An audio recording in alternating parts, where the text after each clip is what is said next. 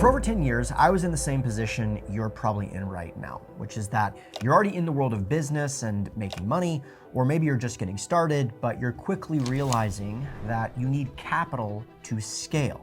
And maybe you've already tried raising capital in the past and you didn't get the results or the traction you were hoping for, or the results that your deal deserves. The reality is it took me years to crack the capital raising code, and I actually failed miserably on my first capital raise. I even told my family from Tennessee, hey, I'm moving to California to pursue my dreams to be in private equity.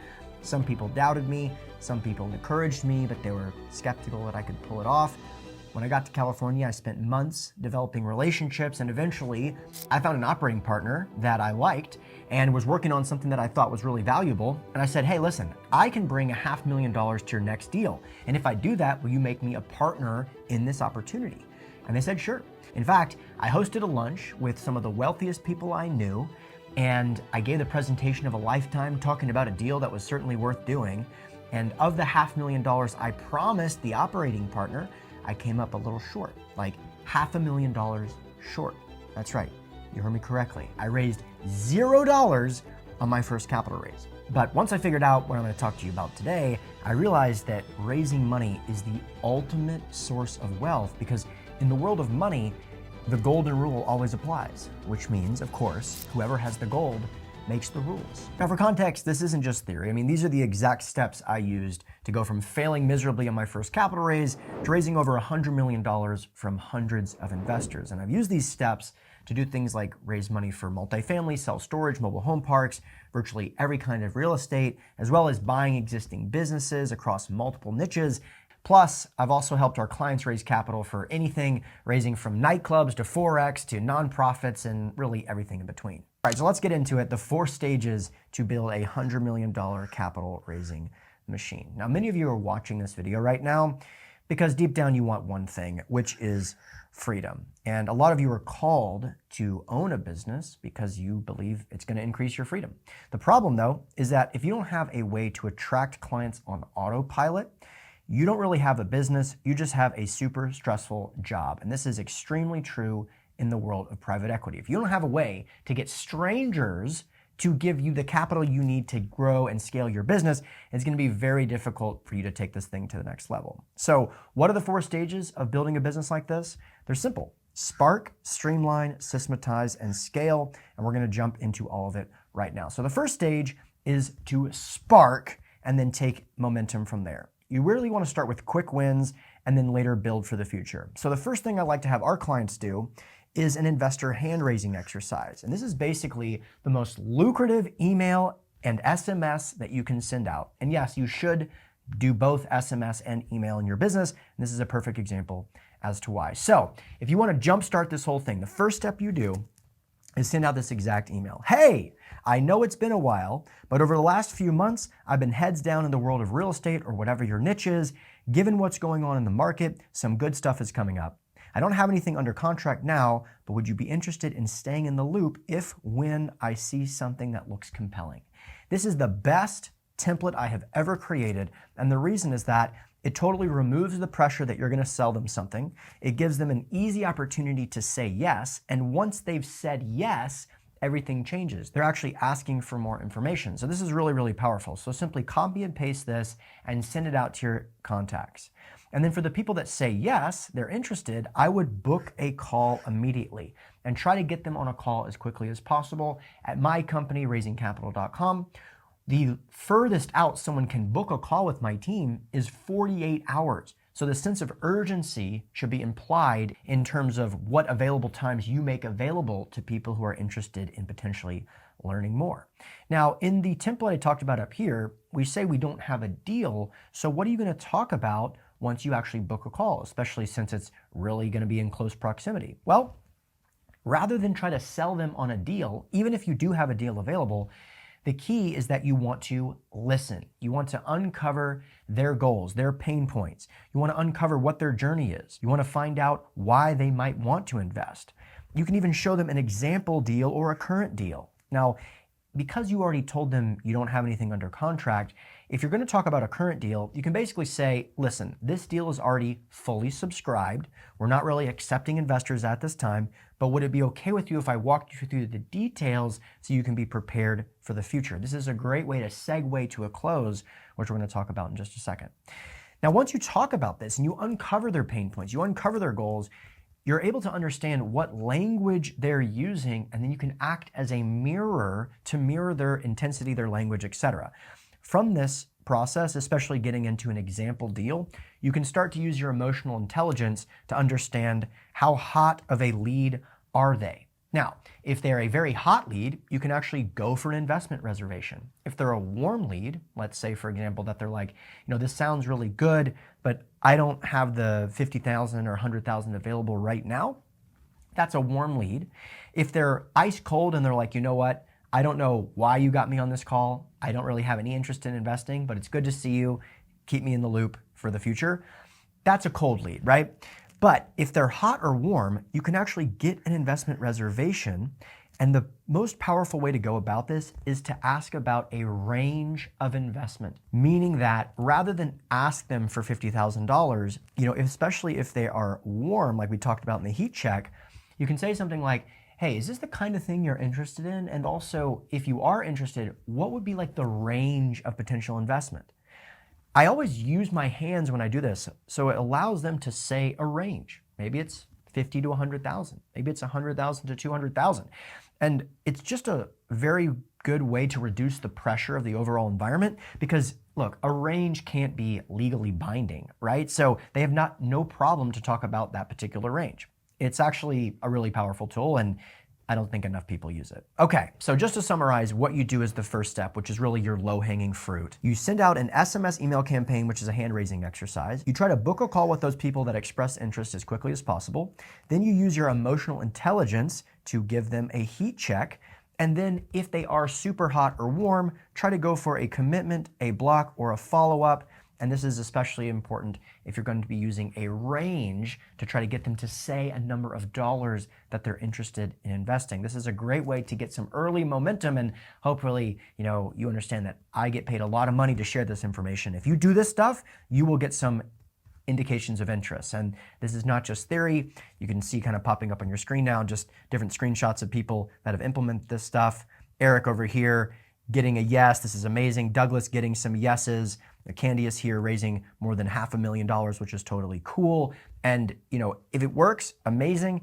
If not, there's no problem because you're starting to get your feet in the door and start to get towards your goal of raising quite a bit of money this year. Now, if you're feeling like, hey, I already tried to raise money for my friends and family and it didn't work. One of the reasons this is that you haven't yet been able to pivot in their minds. So a great way to do this is by using this template up here because it allows you to reintroduce yourself in the real estate space or whatever space you're in. And this is the beginning of that pivot. Sometimes people will invest with you if you do the pivot correctly. Sometimes it'll take a little bit more time. But the reason I suggest our clients do this is that there's no downside. Your friends and family love you. They're going to love you no matter what. And so this is just a really powerful way to start getting some momentum. Now, after doing that, we move into step 2, which is start to build a fund manager attraction system. You've probably heard about the world of private equity funds, hedge funds, institutional investors.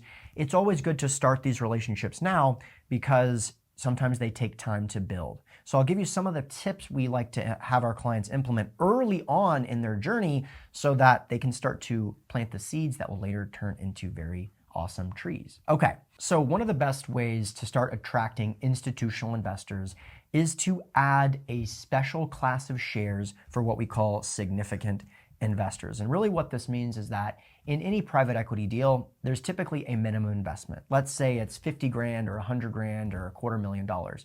Sometimes it might be $1 million, but for the purpose of this video, let's say it's 50 grand. So if you want to start attracting institutional investors and fund managers, it's a good idea to create a new class of shares just for significant investors. And typically what this is a class of shares where the minimum investment is 10 times your normal minimum. And in the event that someone invests 10 times what your normal minimum is, you give them better economics. If there's a preferred return in your deal, maybe it should be a higher preferred return just for these types of investors. If there's a waterfall in your deal, I would suggest splitting it 80-20 for the significant investors versus something like 70-30 for the normal investors. Now, once you have the structure set up like this, you're able to start attracting them because you can point to this structure and say, hey, by the way, if you are a fund manager, if you're a hedge fund owner, if you're an institution or a family office, we already have a structure just for you. All you got to do is invest more than typical investors and you automatically get access to this. And this makes it clear that you're used to working with institutions and family offices. It makes it far more likely that they're actually going to invest with you. Now, once you have this structure set up, it's going to go a lot better when you start reaching out and building relationships with these people. Now, keep in mind though, institutions, family offices, fund managers, they're extremely valuable. They could be 10 to 50 times more valuable than a typical LP investor, and so they're worth your time. So when you're thinking about how to build these relationships, just understand that time is what it takes, but it will pay off for you, my friends. So here's a couple of tips about building these relationships. Like I said, these are high value relationships. They take time to curate. These people and institutions can raise millions of dollars, but because of this, they have many options. They've got many other people out there asking for their money. So you've got to be patient and be willing to do things that are not scalable, that really show you're delivering a white glove experience to them. And I'll talk a little bit about where you can find some of these institutions and family offices later in the video. But the point is, just know they take time to build. This is not something that you meet someone and then they give you $1 million in 24 hours. But even though it takes time, we are implementing this in our business right now. This right here is a property called the North Edge deal. And the last deal that we just closed, 90% of our equity was sourced from fund managers, just like the structure I just outlined. So this stuff really works, and this is here to prove it. Okay, let's keep rocking. Stage number 2 is Streamline. So we've gone through Spark, now we're in Streamline, which is where we're gonna establish our dream client brand and inject automations into our business. Let's get into it.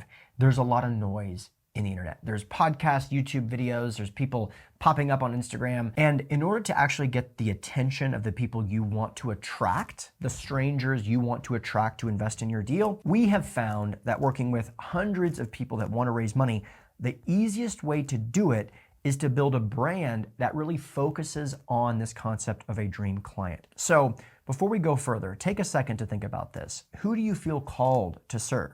What niche, or in marketing we call it an avatar? What investor profile do you feel most aligns with your background and your story? So like as an example, do you really like to travel? Are you into boating? Are you a very religious person? These types of things. What is it about your background that you really identify with? And how can you lean into that in your marketing so that you can leverage your background and storylines so that you can build a business focused on this concept of your dream client? That's what this is all about. Now, you probably have some ideas of what this might be like in your mind. And maybe you've already had some people that have that background have invested with you in the past. However, even if this group of people has never invested with you before, you probably know some of them. People that have a similar background and storyline and are also financially able to invest with you. A great step in building one of these businesses is to schedule what I call dream client interviews. And essentially, you pick somewhere between 3 to 10 people of your best current investors or potential investors that have a background similar to the one you want to attract over and over again. And this is the easiest way to do this from my perspective, is to reach out to these people that are the kind of people you want to attract and say this: hey, I hired a marketing coach, you can blame me. He told me to call my top 3 best investors or potential investors if they haven't invested with you. And I'd like to ask you a few questions.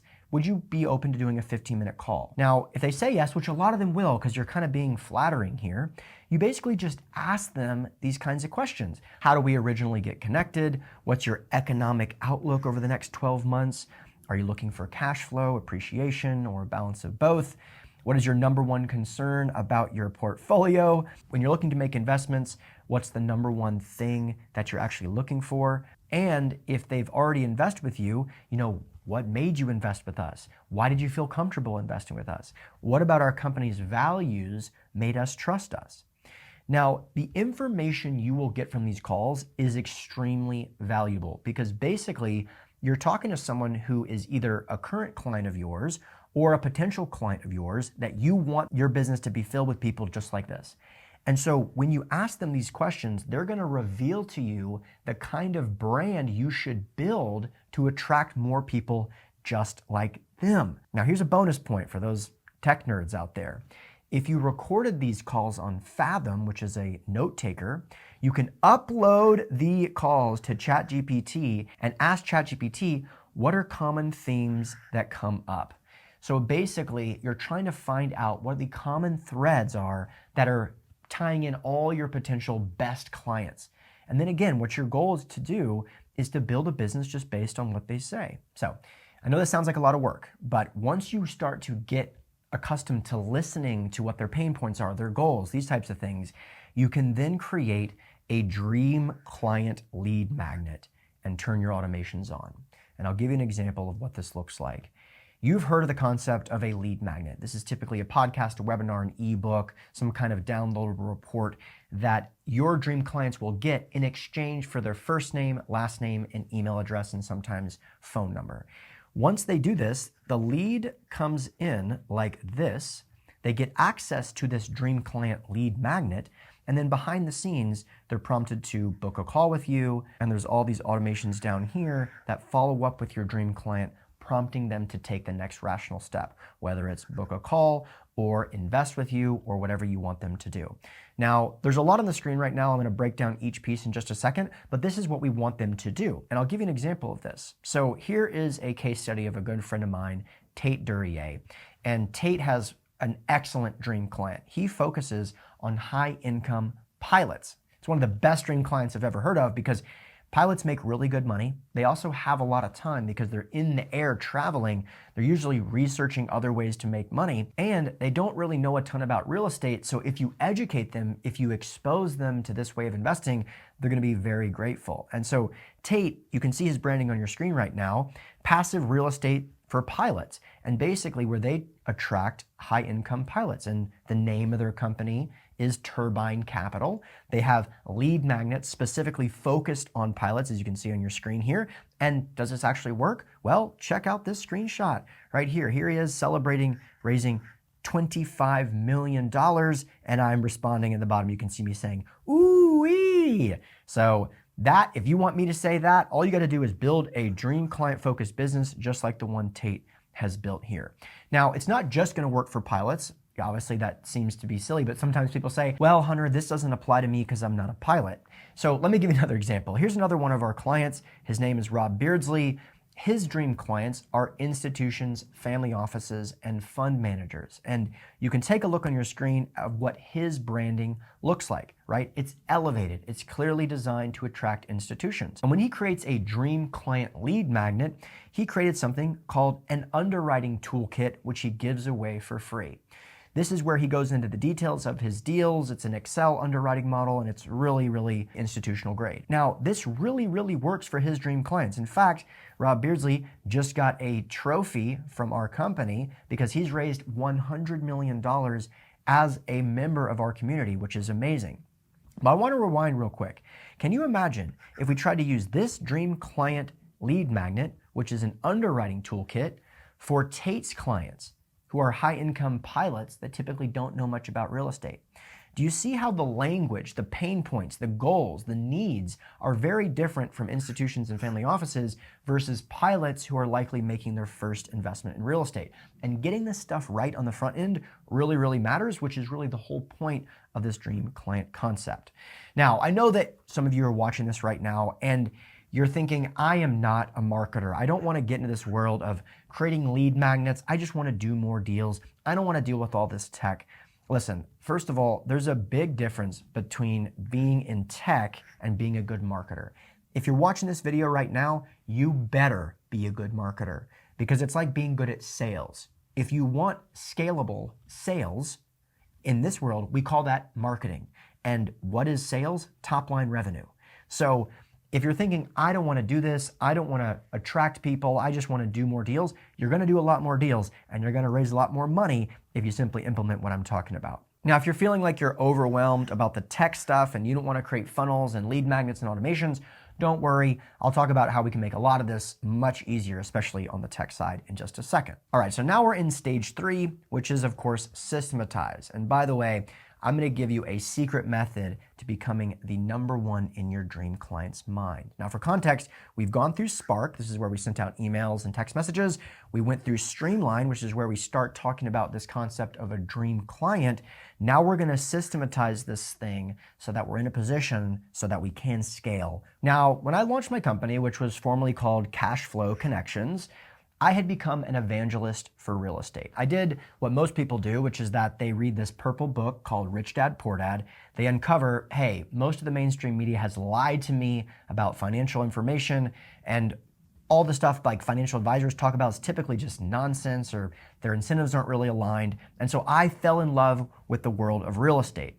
And because of that, I became a real estate nerd. And so what I thought was that if I spent $10,000 creating a website and I launched it, people would be obsessed with it because I uncovered this amazing thing, which is investing in real estate. But what happened was I launched it, but no one really cared. There was no buzz. No one knew me. Basically, my launch dropped like a falling rock into the ocean. Now, I don't know if that sounds familiar to you, but this is something that I see entrepreneurs struggle with a lot. They fall in love with their product so much that they're like, I've got this amazing product, and why doesn't anyone care about it? Now, for context, from my perspective, going back to hearing the pain points and the goals of your dream clients, that's what's really important.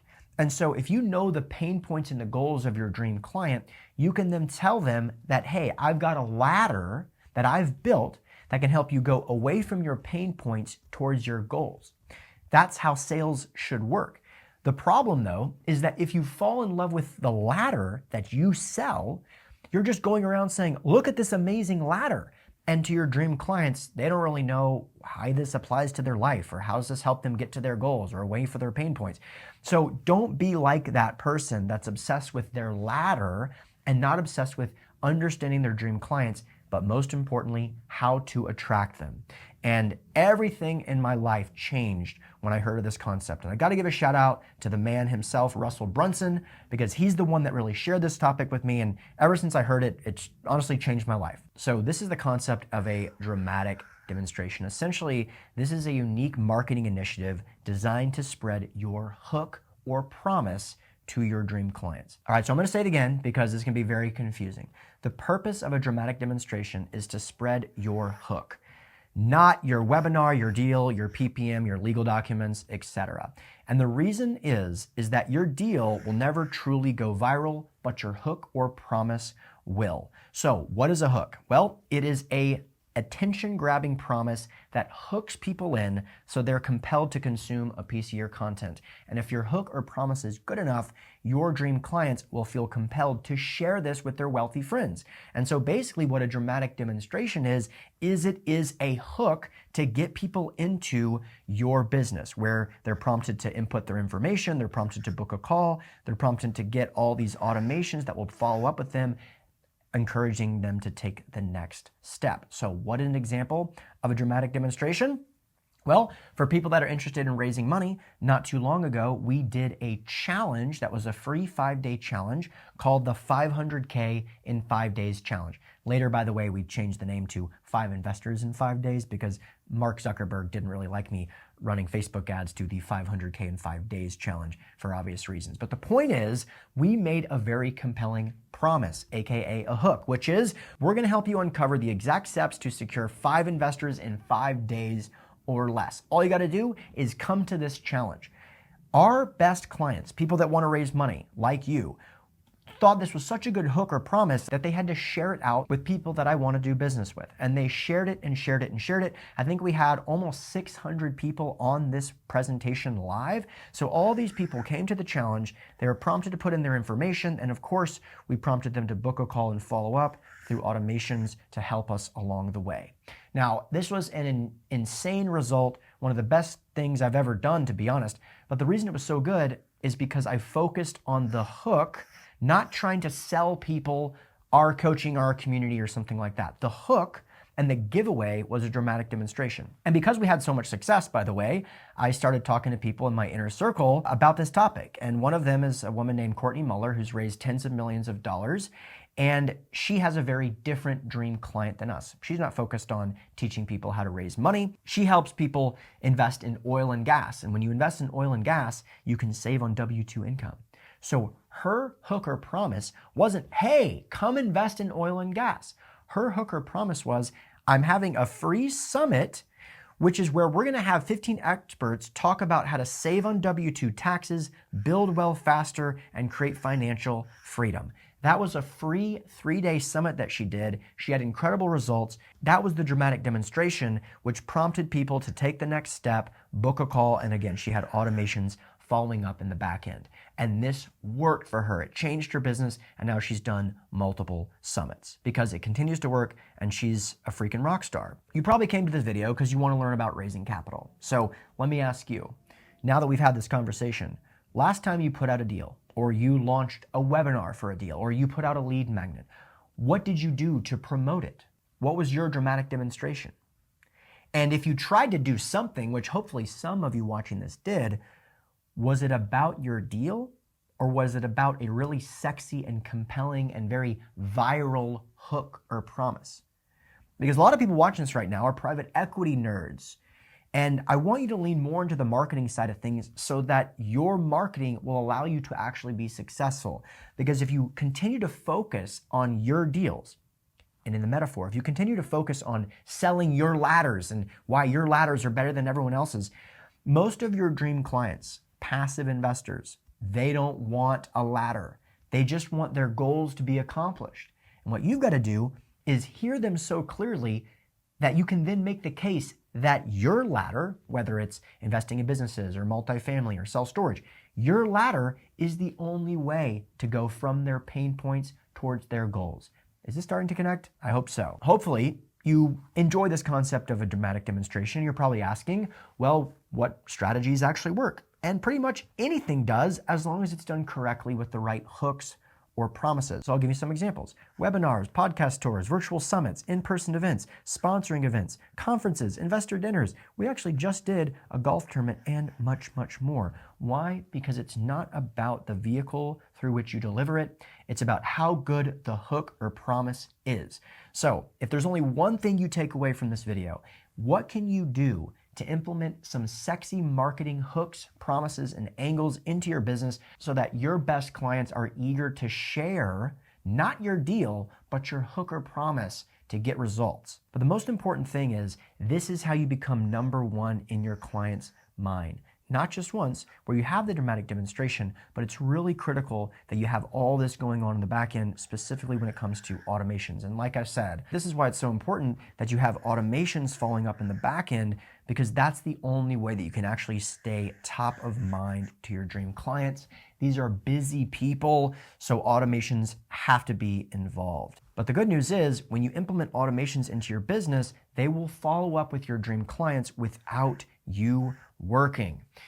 Now, I know that many of you came to this video looking for strategies and tactics about how to raise capital, and you didn't want to learn marketing and dream clients and attracting leads, but I'm here to give you the truth, and this is the thing that I've helped hundreds of people implement in their business, and our clients have raised billions of dollars doing this exactly. But one of the biggest challenges we have when we're working with a client is that they don't want to be the face of this business. They don't want to be doing dramatic demonstrations. They don't want to be doing podcasts and webinars and creating lead magnets or even worried about conversions. They just want to do deals. And I totally get that. And if you feel that way, just know that almost all of our success stories, including people like Rob Beardsley, who's raised $100 million, or Courtney Muller, who recently hosted a summit and has raised tens of millions of dollars, these people don't want to be marketers. They're private equity entrepreneurs. And that's my background as well. But the thing is, this is what actually works. So you've got two options. You can leave this video and do nothing, or you can realize that someone who's raised $100 million is telling you this, and I've got clients that have raised billions of dollars, is that the best way to raise capital in 2025 is to take these steps that I'm just outlining, plus the next thing that we're going to talk about. So don't be scared to be in front of the camera. Don't be scared to make dramatic demonstrations. Don't be scared to make sizzly, sexy, viral storytelling hooks that will help your business go viral. Because what's going to happen is there might be some bad actors or people that are incompetent that just simply do what I say and it will work for them. And if they're incompetent, they're going to raise a bunch of money and it's not going to go very well. So if you're the kind of person that knows what you're doing, be loud. Just be a louder version of yourself. You don't have to be me. You don't have to be Grant Cardone. You don't have to be Gary Vee. I'm just asking you to be a louder, more authentic, more vulnerable version of yourself. And trust me, your best clients will fill up your business. And then hopefully you'll be very grateful. Now, we're here to the last step, which is to actually scale. And what I mean by this is make 10 million the new 1 million. So we've gone through Spark, which is sending out emails and text messages. We started to Streamline by identifying our dream clients. We got into Systematize, which is where we talked about dramatic demonstrations and starting to do some marketing. Now it's time to scale and take this thing to the next level. Now, once you already have this set up, the only question you have to ask yourself all day, every day is how can I add commas and zeros? Once you have a system, once you have your dream clients, once you start to know the language that they're speaking, the question should just be, how can I run this thing up? How can I make 1 million? How can I make 10 million, the new 1 million? And so the way to do this though is to choose high leverage activities that increase the scalability of your business without increasing the complexity. So the easiest way to describe this is to just look for the simplest ways to double your results. What can you do if you're having webinars to get 2 times more people to come? What can you do to get your show up rate to double? What can you do to get double the amount of book calls or double the amount of leads coming in or double your reinvestment rate? Now here's a tricky one. What can you do to double your time? So in this stage, we're going to talk about how you can uncover ways to not just work smarter or harder, but also even neither, which is pretty cool. All right, so how do we do this? Well, a great example of this is simply finding your voice and finding messaging that really resonates with your dream clients. You know, you can find ways to double your opt-in rates on your website or business. Think about that. If you have a website that's generating results, is it actually more work for you to double the results of the website? No. So those are high leverage activities that you should be focused on when you're thinking about scaling one of these things up. But most importantly, the best way to do all of this is to start bringing on talent that will work for you. It's the only skill, learning how to hire, that doesn't require more of your time. And by the way, we can do this of all different budgets. So here's an example. Kimberly Workman, when she joined our community, she was like, look, I can't hire people. My time is already maxed out. I don't have time to onboard anyone. She's a full-time physician's assistant with a demanding W-2. She was able to hire someone out of the Philippines for around $500 a month. Yes, working full-time for just $500 a month. She was onboarded and is working on her marketing and tech stuff behind the scenes. How cool is that? And by the way, she has been crushing it. She just raised millions of dollars and she still has a full-time demanding W-2, which by the way, she loves her W-2. As a side note, guess who her dream clients are? Other physician assistants and people in the medical industry. Are the wheels starting to turn? Hopefully so. By the way, I also mentioned Rob Beardsley, who's raised over $100 million. Well, he has a company called Lone Star Capital. Look at what his organizational chart looks like. He's built out a very robust team. So my whole point is that no matter what your budget is, there are people in that range of income. Now, how cool is that? Now, some of you, when you see this massive organizational chart, you're like, wait a minute, I don't have the budget for all of this. And I get that. But my point here is that there is a budget for all different levels of talent. Plus, if you don't have the budget now, if you implement the stages that I talked about before this, you will if you just follow these steps. And by the way, everyone watching this video right now is doing tasks that you shouldn't be doing.